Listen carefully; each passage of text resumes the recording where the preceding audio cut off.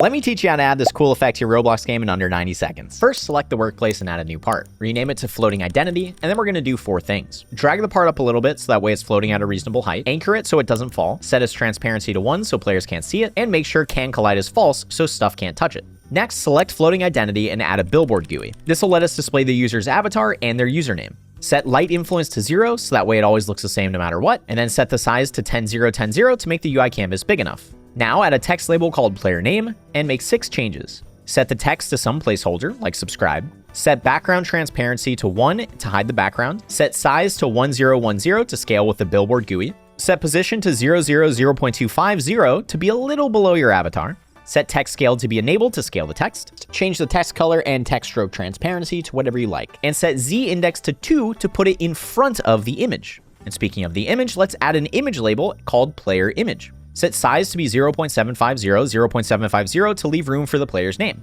Then set the position to be 0.125000 to be centered. And set the background transparency to 1 to hide the background. Now select FloatingIdentity and add a new script named PlayerIdentity script. Check the comments for the code if you don't want to type it out. When a player connects, we want to get our BillboardGUI and then set its text to be the player's name. Then we want to get the player image and change its image to be the user's thumbnail. And as you can see, it works. Subscribe for more game dev.